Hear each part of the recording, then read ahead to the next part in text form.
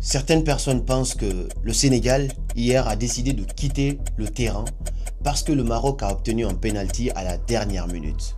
Pour ne pas perdre et concevoir de perdre à la dernière minute, ils ont décidé de saboter le match et de quitter le terrain. Mais ceux qui pensent ça n'ont rien compris au match d'hier. La victoire du Sénégal d'hier face au Maroc, c'était une vraie manifestation divine. Le Sénégal, tout comme le Maroc, nous ont enseigné des leçons qu'on pourra non seulement enseigner à nos enfants demain, mais aussi à nos futurs enfants. Ce match, c'était une vraie merveille. Pas que positivement, parce que ça a failli envoyer des images, mais il y a tellement de choses à apprendre de ce match qu'il faut qu'on les découvre ensemble. Avant d'aller plus loin, je tiens à poser les bases. Déjà, je n'aime pas trop faire des vidéos réactions parce que c'est pas ça mon travail, mais hier, c'était tellement puissant qu'il faut réagir. Et en même temps, je ne suis ni marocain, ni sénégalais. J'ai mon meilleur ami qui est marocain et d'autres amis avec lesquels je suis très proche qui sont marocains. Mon ami, ça fait plus de 7 ans qu'on est ensemble, on travaille ensemble, on fait plein de choses ensemble. Et en même temps, j'ai des amis qui sont sénégalais. J'adore le Sénégal. J'ai moi-même été faire une conférence au Sénégal, tout comme j'ai fait une conférence au Maroc aussi. J'ai Amadou Seck, Fall et tout ça, avec lesquels je suis super copain. Donc ceci n'est pas une question de division, c'est plutôt mon avis impartial de ce que moi j'ai pu percevoir et de ce que je pense qui sont des leçons que n'importe qui devrait incarner à travers cette finale qui restera quand même historique. Je pense que c'est l'une des finales qu'on va le plus retenir jusqu'à aujourd'hui du 21e siècle. Sans plus tarder, quelles sont les 3 leçons phares? Avant même de commencer par la première leçon, il faut savoir que ce match avait une saveur particulière. Une saveur particulière parce que c'est 2 pays que j'adore, que je kiffe, mais en même temps, il y avait cette tension-là. Juste avant le match, on voyait qu'il y avait des réactions par-ci par-là, des plaintes par-ci par-là. On sentait que la pression était là.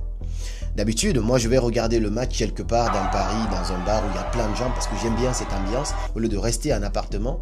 Mais hier, je me suis dit, là c'est une finale, je sens que ça va être tendu. J'ai dit à mes amis, venez, on reste dans un appartement, on va regarder le match. Donc on est resté à la maison pour voir, comme si on pouvait prédire cela. Donc le match se joue, tension, pendant combien de minutes, tout se passe très bien, c'est vraiment réglo le match. Et à un moment donné, il y a penalty qui est sifflé pour le Maroc. La première leçon que j'apprends de là, c'est on m'a toujours enseigné qu'il faut quitter la table quand le respect n'est pas servi. Mais là, pour une fois, j'ai appris une nouvelle leçon. Quitter la table quand l'équité, quand la justice n'est pas servie. Ce qui se passe, c'est que le Maroc va obtenir un penalty, je ne sais pas à la combien-e minute, mais vers la fin. Et dès que le penalty il est marqué, normalement le match il est fini. Sauf que le Sénégal décide de quitter le terrain parce qu'il proteste. Et les gens ne voient pas vraiment ce qui s'est passé juste avant. C'est-à-dire que le Sénégal n'a pas décidé de quitter le terrain parce que le Maroc a eu un penalty, mais ça serait débile, ça serait absurde, ça serait con parce que ça fait partie du jeu. Il y avait vraiment un penalty sur Brahim Diaz. Tous ceux qui connaissent le foot, moi je ne discute pas ce penalty. Il y avait penalty, il l'a bien tiré, oui. Mais l'arbitre va décider de regarder la VAR face à ce penalty-là. Sauf que juste avant, quelques minutes avant, le Sénégal a marqué un but qui était clair, propre et net. Et là, l'arbitre a dit qu'il n'y avait pas de but, qu'il y avait faute. Mais comment tu refuses un but sans aller regarder la VAR? Par contre, tu siffles un penalty et tu vas voir la VAR. Un but, mon frère. Et donc, c'est là que le Sénégal voit une sorte d'injustice, une sorte de manque d'équité. Ils décident finalement de protester. Ils disent mais on ne comprend pas, peut-être qu'il y a pénalty ici, mais pourquoi nous tout à l'heure on a marqué un but? Parce que s'il y avait eu but, peut-être qu'il n'y aurait même pas eu pénalty. Parce que s'il y avait eu but, le temps de la célébration de but et d'autres tactiques qui seront mises en place, normalement il n'y aurait même pas eu pénalty. Peut-être qu'ils ont réagi d'une autre manière. Mais le but n'a pas été accordé, on a des fautes, mais on n'a pas été regardé. Le Sénégal a riposté, demandé, mais il n'y a pas eu de VAR par rapport à cela. Mais quand le Maroc a le pénalty, l'arbitre va voir la VAR finalement, là on va l'interpeller. Et c'est là qu'il y a eu scandale, c'est cette partie-là qui a décidé de tout gâcher dans le match. Là les Sénégalais décident finalement, j'ai adoré la réaction de l'entraîneur parce qu'il y en a qui commencent à dire ouais il n'aurait pas dû quitter. J'ai vu aussi d'autres interviews, il n'aurait pas dû quitter le terrain. Mais non, vous n'avez pas compris. Juste avant ce qui arrive, cette partie a actionné tout.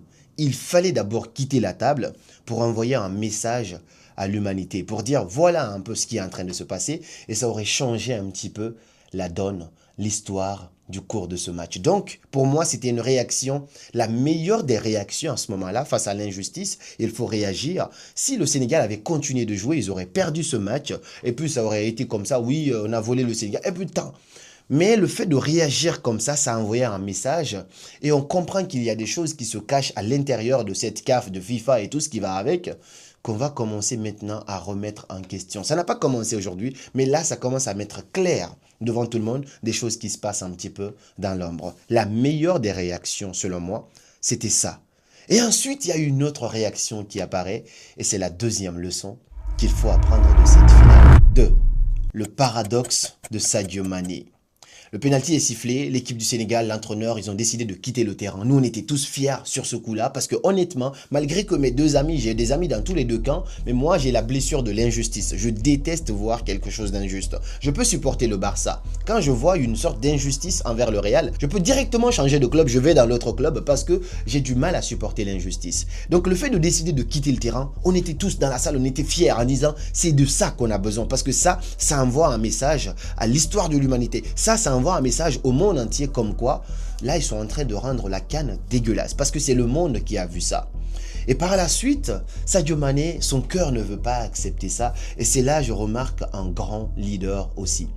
Mais vous savez, je dis pourquoi le paradoxe. L'action de Sadio Mané devient un acte héroïque. C'est-à-dire, je vais rappeler mes amis, venez, on va jouer, on se remet comme ça, et puis on va voir. Mais cette action aurait été, entre guillemets, futile, aurait même été une honte si d'abord, juste avant, il n'avait pas décidé de quitter le terrain. C'est-à-dire, imaginons le scénario. Il y a eu but pour toi, l'arbitre n'a rien dit. Et puis, il y a pénalty pour l'autre, l'arbitre va voir la VAR. Toi, tu ne décides pas de réagir face à cette injustice-là. Tu vas prendre ce pénalty et puis il va se passer quoi? Tu vas juste passer et on va t'oublier à un moment donné. Mais le fait de quitter d'abord, ça a marqué, ça a envoyé un message. Et le fait que Sadio Mané prenne ce devant finalement d'aller interpeller, et ça a absolument tout changé, de supplier ses amis, venez, on va jouer. Ça a changé le cours de l'histoire. C'était magnifique de voir cet acte de leadership et de comprendre que finalement, un leader, ce n'est pas seulement par le nombre de buts, de palmarès, non. Mais c'est par cette capacité de réfléchir au-delà de la boîte, c'est-à-dire tout le monde va là. Et à un moment donné, tu as un déclic, tu dis, ok, je pense qu'il est temps pour nous d'aller dans cette direction. Il n'y a rien de plus beau. Et cette décision de Sadio Mané n'a pas été juste une décision qui vient de lui-même. Ça nous enseigne une très belle leçon de développement personnel que j'enseigne moi-même dans mes différentes conférences qu'on appelle la modélisation. On a vu à un moment donné Sadio Mané qui s'adressait à un entraîneur blanc qui était aussi sur le terrain. Je pense que c'est l'entraîneur d'un certain pays. Je ne connais pas son nom, mais on va mettre son image ici. Et il discutait avec lui. Je pense qu'il lui demandait, entre guillemets, toi, tu aurais fait quoi à ma place dans cette situation-là? Donc lui, il a dit, il faut revenir sur le terrain parce que c'était quand même très risqué de quitter un terrain comme ça, de quitter le stade. Donc, il a aussi parlé à l'autre, El Hadji Diouf et tout ça. Donc, il a pris un petit peu l'avis des mentors, des gens qui ont déjà l'expérience dans ce domaine. Et ça, c'est ce qui manque à beaucoup de gens dans beaucoup de domaines.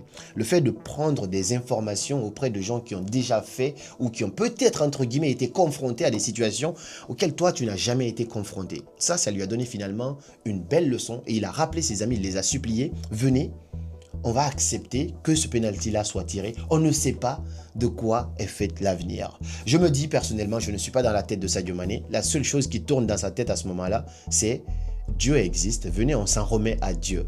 Parfois, quand tu n'as plus de force, il y a une force divine quelque part. Je ne sais pas en quoi tu crois. Moi, je pense que c'est Dieu.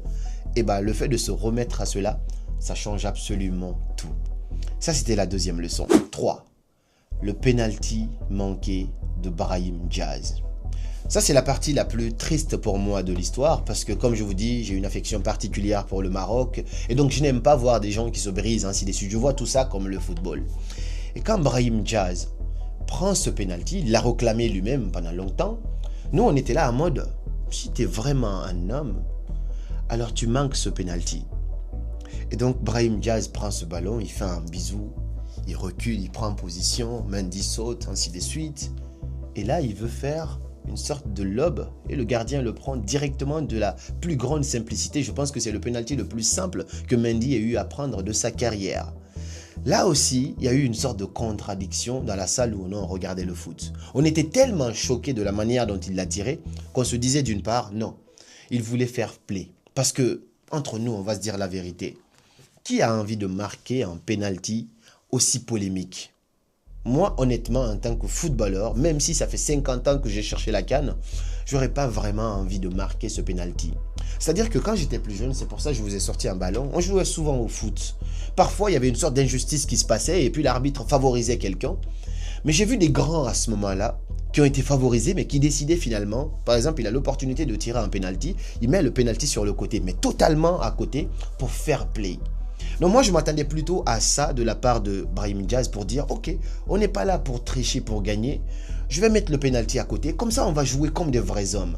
Mais moi-même, j'étais mitigé. Donc moi, je pensais qu'il a fait fair play, mais finalement, il tire au milieu. Alors qu'au milieu, fair play, c'est pas vraiment là-bas que ça se passe. Normalement, tu tires en haut, tu mets carrément sur le côté ou sinon tu fais une passe.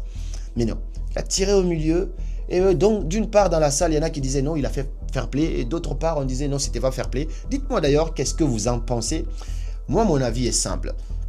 Au début, je pensais que c'était fair play. Ensuite, j'ai fait mes analyses. Je me dis, si c'est fair play, il aurait vraiment mis sur le côté. Il aurait été grand dans cet acte-là parce que le monde entier ne serait pas posé de questions. On aurait vu qu'il aurait fait fair play.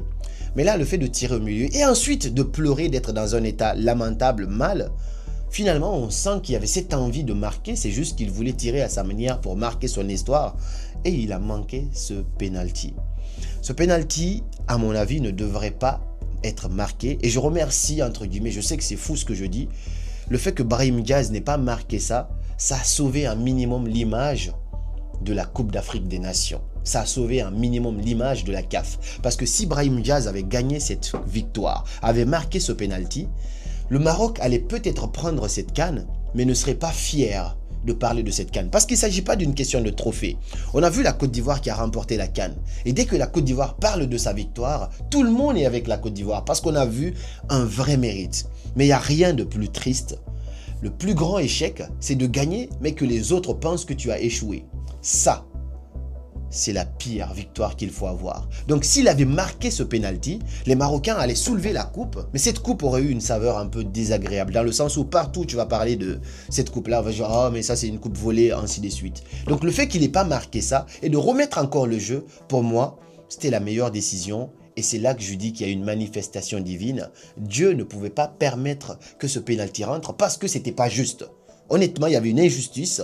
La VAR n'a pas réagi à gauche et la VAR a réagi à droite. Donc le fait que ce penalty n'ait pas été marqué, ça fait parité et le match a pu être poursuivi et tout est parti.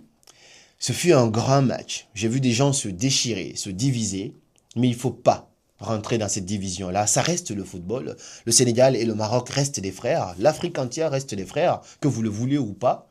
Mais il faut rester un peu dans cette fraternité-là, voir le football comme une petite partie. On est triste, on est content, on finit de célébrer, on se serre la main à nouveau parce qu'on a une mission commune. C'est d'élever ce continent, d'élever l'Afrique et que ça puisse être compétitive. C'est ce qui a commencé à se faire avant cette CAN. On voyait que la CAN commence vraiment à prendre de l'ampleur. Des gens quittent l'Europe pour aller voir la CAN. Même moi, je voulais aller voir la finale. Malheureusement, je n'ai pas eu l'occasion. C'était un peu compliqué pour ne pas rentrer dans les détails. Mais il faut toujours rester dans cette fraternité-là. Le Sénégal et le Maroc restent des frères malgré ce qui s'est passé. L'un doit reconnaître ses responsabilités et l'autre aussi. Et la dernière leçon que je tire d'ici, c'est juste avant le match, j'ai fait un post sur Facebook. Allez-y voir sur ma page Facebook. Juste avant le match. Et ça n'avait pas un rapport direct avec ça. Mais je disais que la vérité, c'est comme l'eau. Peu importe comment tu essayes de la bloquer, elle finit par jaillir.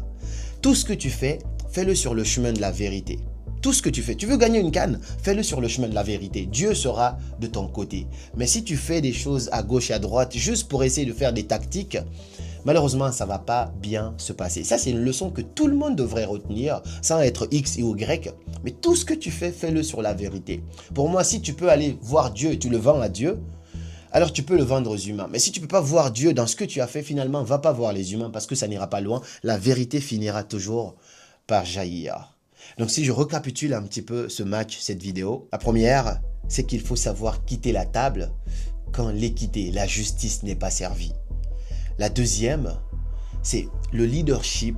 Être grand, ce n'est pas seulement par les buts, par les dribbles, par les trophées. Non, la grandeur, c'est savoir réfléchir en dehors de la boîte et savoir prendre des décisions qui vont vous mener droit vers cette grandeur-là. Et c'est ce que Sadio Mané, il a fait.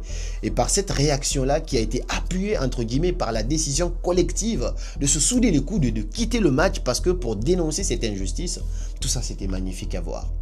Et la troisième chose, c'est de dire Le fait que Brahim Diaz n'ait pas marqué ce but, c'est un honneur qu'il a fait au Maroc. C'est dingue, hein? Les Marocains vont peut-être pas aimer entendre ça, mais c'est un honneur parce que personne n'a envie de prendre une victoire et que tu peux pas célébrer ta victoire devant le monde entier. Que Dieu préserve la CAN. Je suis un fan de grands matchs. Je n'ai pas le temps de voir tous les matchs, mais je vois des grands matchs. Et cette finale, on a pris du temps, du plaisir à voir ça et que cela ne divise absolument personne. C'était Karamo, le programme Eloquence 2.0 pour s'exprimer brièvement. Le lien se trouve dans la description. On a aussi la formation Le Secret pour gagner en visibilité sur les réseaux sociaux, vivre de votre activité en ligne. Le lien se trouve dans la bio aussi. Pour réserver un call avec moi, le lien se trouve dans la bio. Et mon livre Les mots pour les mots, un récit de poèmes et de développement personnel qui permet de soigner les mots à travers les mots, se trouve aussi dans la bio, dans la description de cette vidéo. Et moi je vous dis à très bientôt pour de nouvelles vidéos. Et comme toujours, c'était Karamo. Et que Dieu bénisse l'Afrique.